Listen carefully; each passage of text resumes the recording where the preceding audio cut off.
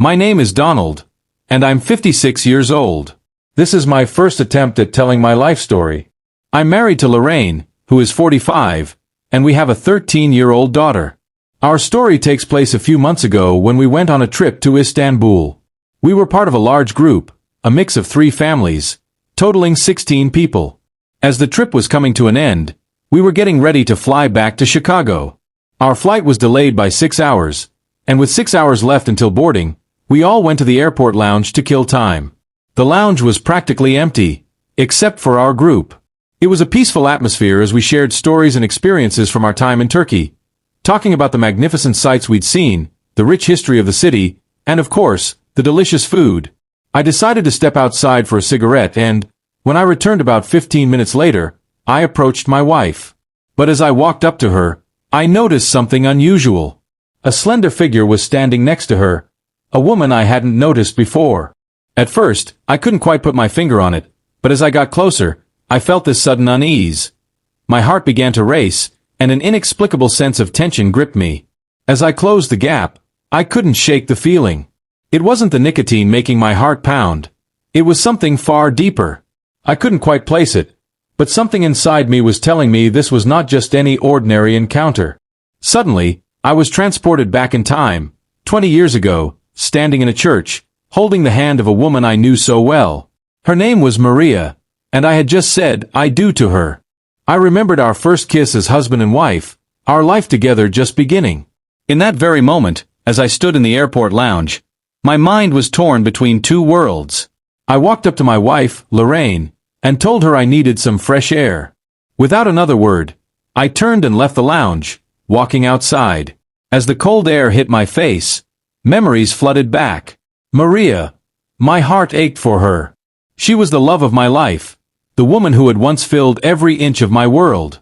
I closed my eyes and for a moment, I was no longer in Istanbul. I was back in Columbus, Georgia, sitting by the Chattahoochee River with Maria by my side, the 2 of us lost in our love. Maria had been the center of my universe. I had fallen for her at university. She was everything to me, beautiful, intelligent, caring. We had married young, and our first few years together were perfect. I worked as a journalist, traveling the world to cover wars and humanitarian crises.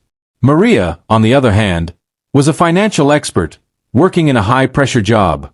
Despite our demanding careers, we always stayed in touch, and whenever I came home, she was there to greet me with warmth, love, and the most amazing meals. We didn't have children at first. We were focused on our careers, but we planned to start a family later. But there was one problem we couldn't ignore. We didn't spend enough time together. My travel for work kept me away from home, and soon Maria had to travel for work too. Our time together grew shorter and shorter. The tension that arose in our relationship mostly came from one source: my mother. She lived alone and often wanted to see me, but Maria didn't get along with her. I didn't ask why. I just tried to keep the peace. Then came the winter that changed everything. In January, my mother fell seriously ill. I told Maria I needed to go care for her, but she didn't understand. We fought about it, and I argued that my mother was elderly and that this could be the last time I saw her. Maria wanted me to ask my mother to get help from somewhere else, but I didn't listen. 3 days later, my mother passed away in my arms. After the funeral, I was broken. I returned home to find Maria complaining about my mother again. Her words cut deeper than I expected. She didn't think my mother should have been in the hospital from the start. I couldn't understand her reaction, and after keeping quiet for a while, I exploded. I told her to stop talking about my mother because she was dead and wouldn't be coming back. That argument lasted for a week without speaking, and when I finally broke the silence, I took Maria out for dinner, and we ended up making love that night. The tension seemed to ease temporarily, but it didn't last. I went on a reporting trip to Afghanistan to cover the Silk Road, and when I returned, Maria seemed more distant than ever. She was nervous, and our lives were no longer the same. She said she needed changes.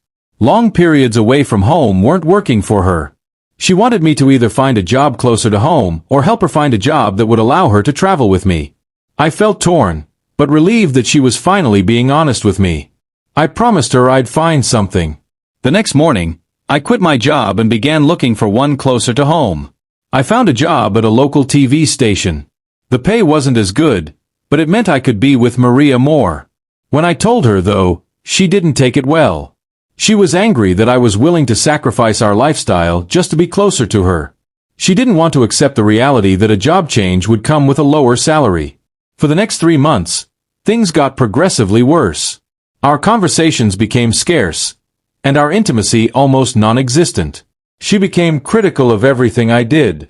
We argued constantly, and one night, she even told me to stop breathing because my breathing disturbed her sleep. A few days later, I couldn't find my phone, so I used Maria's phone to call mine. But when I tried to unlock it, I found that her phone was suddenly password protected. This wasn't like her. What was she hiding? Then one Thursday evening, Maria came home late after a party with her colleagues. Her hair was messy, she had no makeup on, and she was wearing a black dress. Something was off. She said she had too much to drink, and I helped her to the bedroom. As she changed into her pajamas, I noticed something strange.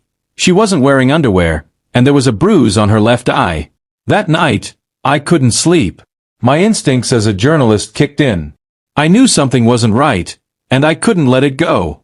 I started investigating. For the next few weeks, I followed her and began to notice things that didn't add up. Finally, 3 weeks later, I found myself standing outside a Motel 6 at Victory Boulevard. I had tracked Maria's car there. I walked up to room 12, cracked the door open, and saw something I could never unsee. Maria, my wife, was in the arms of her blonde lover, Steve Bowman. Steve had been an old enemy of mine from university. He had always had an interest in Maria before I came into the picture. I stood there, watching them. Maria was crying, but not out of sadness. I felt numb. The truth was right in front of me, but it wasn't what I had wanted. I had hoped for some other explanation, some other reason for the changes in her behavior, but this was it. I wanted to break in, to confront them both, but I had promised the motel manager I wouldn't cause trouble. Instead, I left the motel, a cold smile on my lips. I walked to Steve's Mustang, took out an ice pick, and punctured all 4 of his tires. About an hour later, they came out of the motel. I filmed the entire encounter. Maria still holding Steve's bare waist as they walked towards the parking lot. I stood in front of them. Maria froze when she saw me. Her face, filled with despair, was the last thing I saw before I turned and walked away. The setting was tense. Maria stood there with an insidious grin plastered across her face, Steve's arm possessively draped around her waist. She meekly tried to break free from his grip, but he tightened his hold, clearly enjoying the power he thought he had over her. "Hey, Dawn," she forced a smile and spoke with a strained tone. "What are you doing here?" I just stared at her. I could feel the anger simmering inside me, but I kept my composure. Then I spoke, my voice cold and controlled. "I'm just observing." She seemed taken aback, but before she could respond, I pointed toward Steve's hand, still resting on her waist, and added, "Looks like you've got quite the hold on her." Maria froze, her face turning pale. I couldn't help but feel a bitter smile creep onto my face. "No, it wasn't just us meeting here before, was it? The kind where you get on all fours and let Steve..." She gasped, the color draining from her face as her eyes widened in shock. Just a few minutes ago, she had brushed off my accusations, trying to deflect with half-hearted excuses. Now, she had no words. "You see," I continued, "all your actions are recorded. I'm sure I'll take it to your office and make sure it reaches every important person. Friends, family, and yes, even Linda and her father." Steve's face went from smug to furious as his body stiffened with anger. "Don't drag Linda into this," he spat. I stared at him, unfazed. "Linda's seen everything," I replied calmly. "She's been waiting for the video, and trust me, she'll make sure it gets out. She's already preparing to drag you to court for a divorce." I paused for a moment to let the weight of my words sink in, then added with a cutting edge, "If I were you, I'd start getting ready to say goodbye to your old Mustang. You're going to need to sell it to cover the costs of your divorce." Steve was livid now. He lunged at me, fury driving his every movement. But he made a huge mistake. My training, from years spent in places like Iraq and Afghanistan, gave me an edge. I trained with warriors, soldiers taught to kill, and I had learned some tricks over the years. As Steve threw a punch, I blocked it effortlessly, ducked forward, and landed a brutal punch right in his chest. He crumpled like a sack of potatoes, gasping for air. He staggered to his feet, blood rushing to his face in a desperate attempt to regain composure, but before he could get any closer, I threw an uppercut to his chin. He didn't stand a chance this time. He collapsed once again, this time remaining motionless on the ground. Maria was standing there, frozen in terror, her eyes wide with fear. I looked at her and simply said, "Get in the car." Without a word, she did as instructed, and we left the scene, not heading home, but straight to my lawyer's office. Along the way, Maria wanted to ask questions, but I simply raised my hand, signaling for silence. The tension in the air was palpable, but I wasn't going to offer explanations. At the lawyer's office, we were ushered into a large conference room, the silence between us unbearable. After a few moments, my lawyer, Ron Freeman, entered. He handed Maria an envelope, and without any preamble, he spoke. "You've been sued." He continued, "We are filing for divorce based on irreconcilable differences. There are no assets to divide, so there's nothing to discuss there. The house where your husband's mother resides has not yet been legally transferred to his name, so you can't claim half of that. Also, any money in the joint account will be transferred to your name, as you earn more than your husband. You can withdraw it at any time." He paused before adding, "There will be no alimony, and I have no other demands on my side." Ron left the room, leaving the two of us alone. Maria just stared at the envelope in her hands, but the weight of her situation was undeniable. Breaking the silence, I finally spoke. "In case you want to argue back, I'll change the grounds for divorce to adultery. I'll make sure everyone who knows your name will know about your infidelity. All the recordings will be shared on social media platforms. I'll send the evidence to your office and make sure you get fired." Maria's face turned an ashen color. I wasn't done. "If you try to flee to another city, I'll make sure you can't find a job. I'll follow you, and you'll spend the rest of your life worrying about your ruined reputation." She nodded silently, no more words to offer. I got up, turned my back to her, and walked out of the room. But just before I left, Maria spoke again. "Don't you want to know why I'm doing this?" she asked. I turned to face her. "You want a lifestyle I can't offer," she said, her voice trembling slightly. "You want to soar high, but still be greeted at home when you land. You want happiness, but you're unwilling to pay the price. Sports cars, luxury hotels, fine dining. Your blonde lover gives you what I can't. You think that's right, but I don't think you understand." She paused. "He's just paying for his happy hour. He's married, looking for cheap entertainment. How long can this last? A few months, and then he'll find another lover. You think you deserve more, but your happiness is a state of mind. You've been less happy, and now you're more miserable." Her words stung, but I just stared at her, saying nothing. "Today you stand here with empty hands," I said coldly. "Have a nice day, Maria." And I left, never speaking to her again. Months later, I found myself in court again. I didn't look at Maria as the proceedings took place. I focused only on the court order, as the divorce was finalized. Steve never filed any complaints against me. Even if he had, he would have lost. The cameras in the park would have caught everything, making him the clear aggressor. I had already sent Linda the video of Steve's infidelity, along with all the evidence.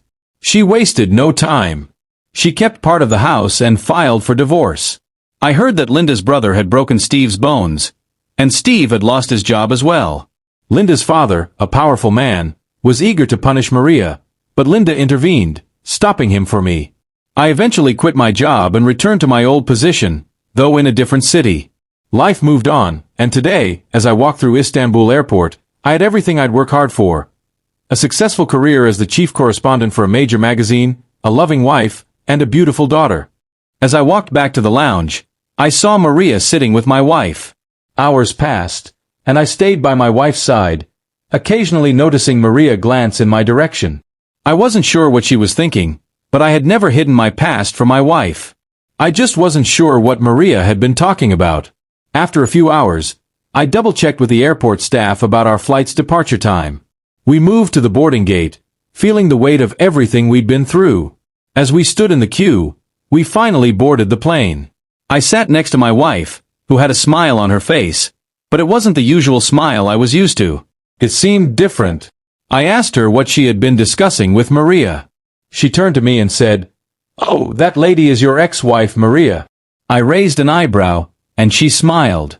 She smiled because if she hadn't screwed up, I wouldn't have gotten you. I stared at her, confused. She continued, laughing softly, "No, she never mentioned you. But I saw the court order among the investigation materials in the attic." I frowned, still puzzled. She smiled again. "You know what they were talking about?" "Nothing really. I was just listening to how much Maria missed her ex-husband and how she would give anything to have a life like mine." I couldn't help but smile. I closed my eyes, leaned back in my chair, and let the past fade away.